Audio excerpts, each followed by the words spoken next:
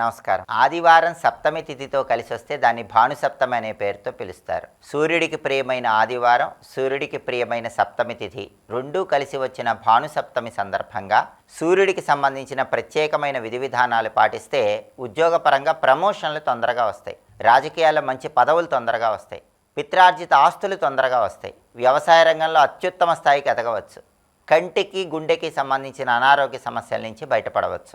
ఈ ప్రయోజనాలు కావాలంటే భానుసప్తమి సందర్భంగా సూర్యుడిని ప్రత్యేకంగా అర్చన చేయాలి. భానుసప్తమి సందర్భంగా గృహంలో పూజా మందిరంలో తమలపాకు మీద గుండ్రంగా ఒక రూపు గీసి దాన్ని సూర్యుడి స్వరూపంగా భావించుకొని కుంకుమ కలిపిన అక్షింతలతో పూజ చేయాలి. పూజ చేసేటప్పుడు ఓం సూర్యనారాయణ పరబ్రహ్మణే నమః అనుకుంటూ పూజ చేయండి. ఆ తర్వాత గోధుమలతో తయారు చేయబడిన పదార్థాలు ఏవైనా నైవేద్యంగా సమర్పించండి. సూర్యాష్టకం కానీ ఆదిత్య హృదయం కానీ పఠిస్తే ఉత్తమ ఫలితాలు కలుగుతాయి. అయితే ప్రత్యేకంగా భానుసప్తమి నాడు పఠించవలసిన ఒక శక్తివంతమైన మంత్రాన్ని మంత్రశాస్త్రంలో చెప్పారు. ఆ మంత్రం చదువుకుంటే దీర్ఘకాలిక అనారోగ్య సమస్యల నుంచి బయటపడవచ్చు. కారణం తెలియని అనారోగ్య సమస్యల తీవ్రతను తగ్గింపజేసుకోవచ్చు. ఒక అనారోగ్యం తర్వాత ఇంకొక అనారోగ్యం వస్తున్న తరుణంలో ఆ అనారోగ్యాల నుంచి సంపూర్ణంగా బయటపడవచ్చు. ఆ శక్తివంతమైనటువంటి మంత్రం ఏంటో ఇప్పుడు మనం చూద్దాం.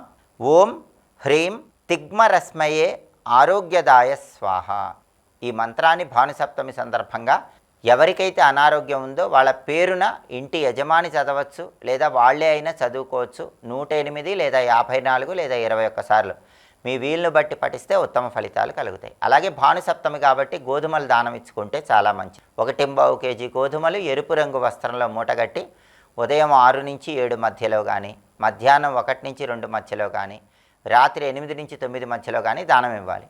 అంటే రవిహోర ఉన్న సమయాల్లో ఏదో ఒక రవిహోరలో దానం ఇవ్వాలి. దానివల్ల సూర్యుడి సంపూర్ణమైన అనుగ్రహం కలుగుతుంది. దానం ఇవ్వటం వీలు కాని వాళ్ళు గోధుమలు నానబెట్టి ఆ నానబెట్టిన గోధుమలు బెల్లంతో కలిపి గోమాతకు ఆహారంగా తినిపించినా కూడా సూర్యభగవానుడి సంపూర్ణమైన అనుగ్రహం కలుగుతుంది. అలాగే భానుసప్తమి సందర్భంగా ఉపవాసం ఉంటే కూడా చాలా మంచిది. పగలు ఉపవాసం ఉండి రాత్రికి గోధుమలతో తయారు చేయబడిన పదార్థాలు ఆహారంలో స్వీకరించాలి. దీన్ని భానుసప్తమి ఉపవాసం అంటారు.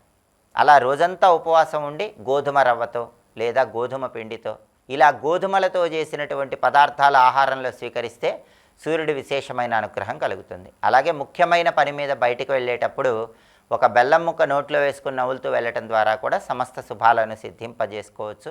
స్నానం చేసిన తర్వాత పూజా మందిరంలో పూజ చేసి ఆ తర్వాత ఇంట్లో హాల్లో తూర్పు దిక్కులో 12 ఒత్తుల దీపాన్ని వెలిగించడం ద్వారా కూడా భానుసప్తమి సందర్భంగా సూర్యుడి సంపూర్ణమైన అనుగ్రహానికి ప్రతి ఒక్కరూ సులభంగా పాత్రలు కావచ్చు.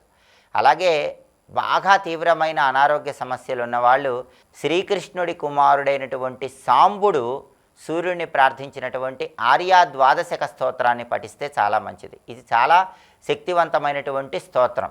శ్రీకృష్ణుడి కుమారుడైన సాంబుడు భయంకరమైనటువంటి వ్యాధి నుంచి బయటపడటానికి కారణమైనటువంటి స్తోత్రం ఆర్యా ద్వాదశక స్తోత్రం. ఈ స్తోత్రాన్ని చదివినా విన్నా కూడా విశేషమైన శుభ ఫలితాలు కలుగుతాయి. ప్రధానంగా భానుసప్తమి సందర్భంగా అన్ని రకాలైన అనారోగ్యాలు పోగొట్టుకోవటానికి, సంపూర్ణంగా ఆరోగ్యవంతులు కావటానికి ఏ శక్తివంతమైన మంత్రాన్ని 108 లేదా 54 లేదా 21 సార్లు పఠించాలో ఇంకొకసారి చూద్దాం మరి.